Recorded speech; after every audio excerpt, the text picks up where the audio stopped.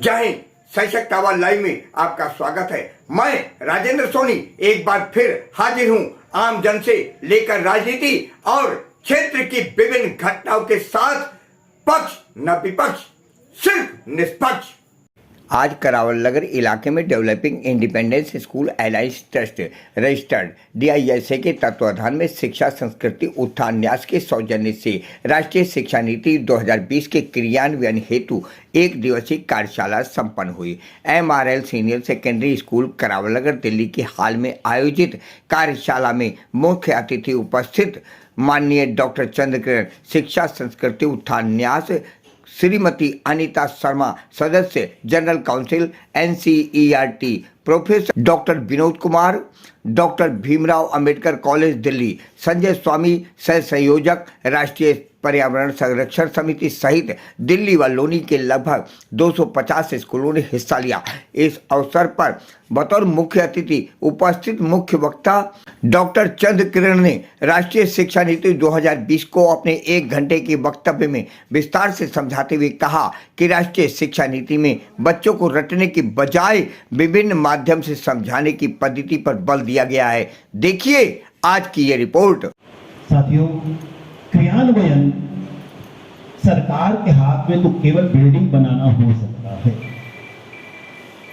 अध्यापकों की नियुक्ति करना हो सकता है,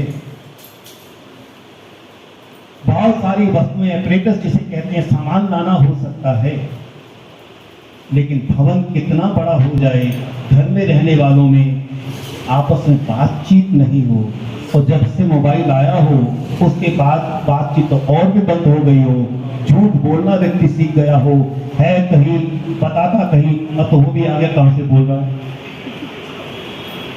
अपने को डरना सिखा दिया और दुनिया की कोई भी चीज चली जाए चिंता नहीं है। मोबाइल घर भूल गया, चिंता क्या होगा, आज मोबाइल नहीं है, खो गया तो जैसे जिंदगी खत्म हो गई है।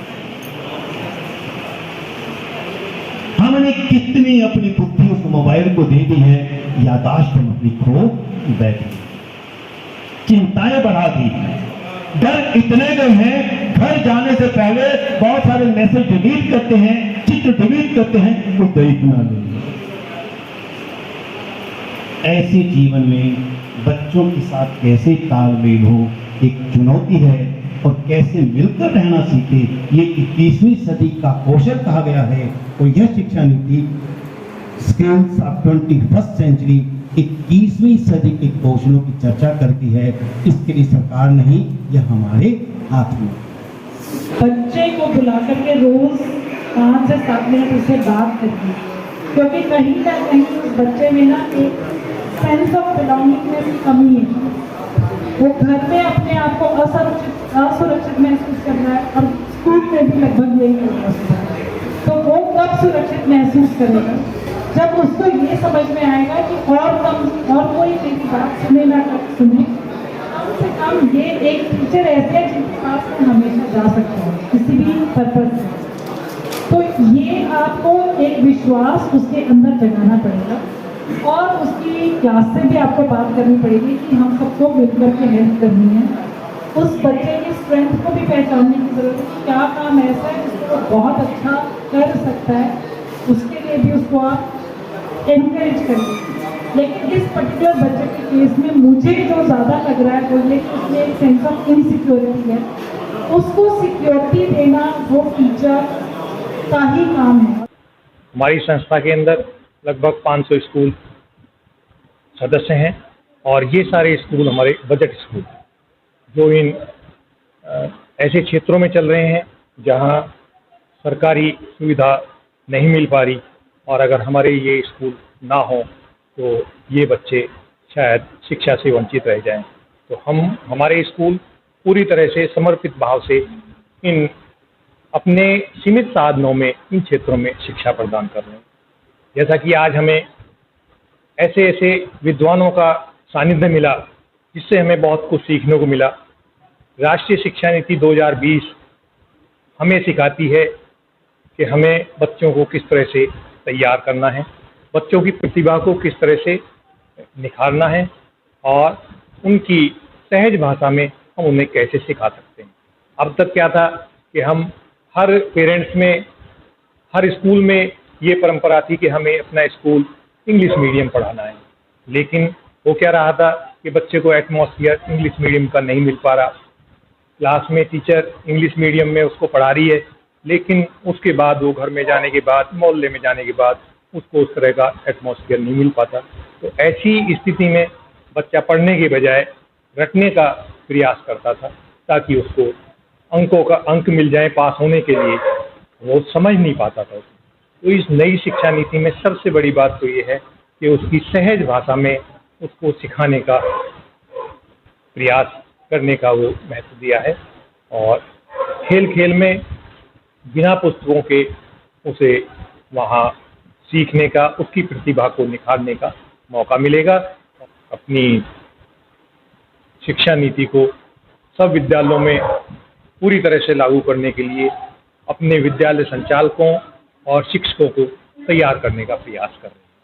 शिक्षा नीति सरकार लेके आई है, सरकार बीच बीच में और भी कई ऐसे नीति लेके आई है, वो अच्छे हैं, लेकिन इनका क्रियान्वयन बड़े अच्छे से हो जाए उसकी चिंता हम सभी विद्यालय प्रबंधकों को करनी होगी। जैसे भी कुछ समय पहले एक नोटबंदी की नीति आई थी, वो बहुत अच्छी थी, लेकिन उसका जो क्रियान्वयन था वो मुझे नहीं लगता बहुत अच्छा रहा हो। इस वजह से नोटबंदी को हम बहुत सारे लोग फेल की स्थिति में भी बता देते हैं। तो नई शिक्षा नीति बड़ी अच्छी है, लेकिन इसका क्रियान्वयन थोड़ा अच्छा हो जाए तो मैं समझता हूँ कि इस देश के लिए बहुत अच्छा होगा। बच्चे योग्य बन सके और समर्थ बन सके शिक्षा की, इसके लिए आपके हिसाब से कौन से नए कदम उठाने की जरूरत है?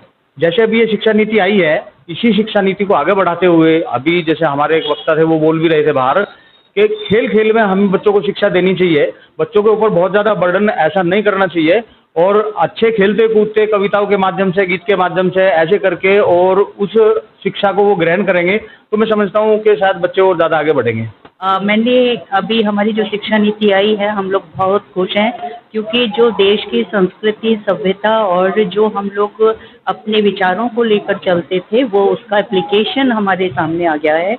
और हमें कोशिश करनी चाहिए कि हम उस शिक्षा नीति को पूर्ण रूप से क्रियान्वयन करें और अपने बच्चों का सर्वांगीण विकास। आज की शिक्षा नीति के बारे में क्या कहना चाहेंगे? देखिए, बड़ा अच्छा प्रोग्राम है कि हमारे से पीछे जो वक्ता थे भाटी जी और स्टेज पे भी हमारे एक वरिष्ठ साथी थे। देखिए, दिक्कत क्या आती है कि जो नई एजुकेशन पॉलिसी है बड़ी अच्छी है कि मेरा भी ये मानना है कि बच्चा थोड़ा सा बड़ी एज में स्कूल जाए। तो जो 5+3+3+4 वाला पैटर्न है, पैटर्न बहुत अच्छा है, पर कोई भी चीज़ इम्प्लीमेंट करने से पहले एरिया वाइज वर्कशॉप होनी चाहिए स्कूल के, उसमें मैनेजर बैठे, प्रिंसिपल, टीचर्स बैठे। हर एक स्कूल की और हर क्षेत्र की परिस्थिति अलग है। भारत बहुत बड़ा देश है। जो नई दिल्ली के स्कूल हैं, जो लोनी के स्कूल हैं, बेशक अगर डिस्टेंस किलोमीटर की बात करें तो 20 किलोमीटर का अंतर है, अगर उनकी आर्थिक और संसाधनों की बात करें तो वो हजारों गुना का अंतर आ जाता है। तो सरकार की नीयत तो ठीक है, पर उसको लागू कैसे करा जाए? नहीं, हमको ये राष्ट्रीय शिक्षा नीति को उस हिसाब से ढालना है, बच्चे के अंदर क्या एबिलिटी है उसको डेवलप करना है। ये हम शिक्षक का परम कर्तव्य है। एज ए संस्थान हमारा ये परम दायित्व बनता है कि बच्चे के पास जिस प्रकार की योग्यता है उसको डेवलप किया जाए, जैसा बच्चा तैयार है उसको डेवलप किया जाए। जैसे एक एग्जांपल दे दूं, एक क्रिकेटर है, बहुत अच्छे से नहीं पढ़ पाते हैं, लेकिन वो अंतर्राष्ट्रीय स्तर पर बहुत कुछ डेवलप कर जाते हैं। मैं यही कहना चाहता हूँ प्रत्येक से, और मेरे हाथ जोड़ के निवेदन भी है कि अपनी इस नीति को आगे से अच्छे से डेवलप करें। Thank you. National education policy 2020 जिसकी मीटिंग मैंने 2-3 बार अटेंड कर चुकी हूँ, और इस पॉलिसी के अंदर जिस तरह से हमारे विद्यालयों के अंदर शिक्षा के स्तर को किस तरह से चलाना है आगे के टाइम पीरियड में, वो निर्धारित कर रहे हैं। ये जो मीटिंग है जिसमें सर, अनीता मैम, ये सभी लोग जो शिक्षा के बारे में बता रहे हैं वो ये है कि किस तरह से हम बच्चों का माइंडसेट करें देशभक्ति के लिए, हैप्पीनेस क्लासेस के लिए, और हम बच्चों को किस तरह की शिक्षा देकर, प्रैक्टिकल रूप में शिक्षा देकर आगे बढ़ाएं। ये नई शिक्षा नीति प्रैक्टिकली रूप से सब कुछ प्रैक्टिकली इसमें चलेगा, और बच्चे को पहले भाषा सिखाई जाएगी।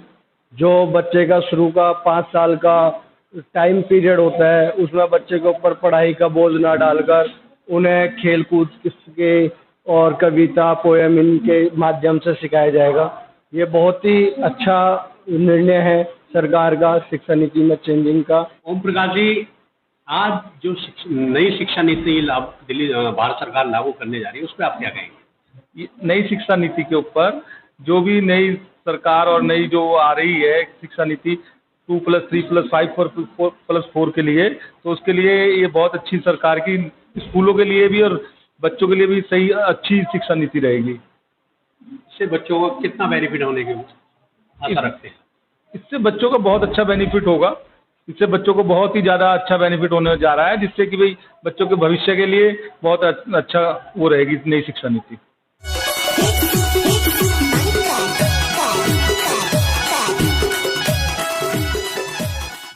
जाते जाते सब्सक्राइब करना ना भूलिए, आपके अपने चैनल को एक प्यारे से लाइक के साथ।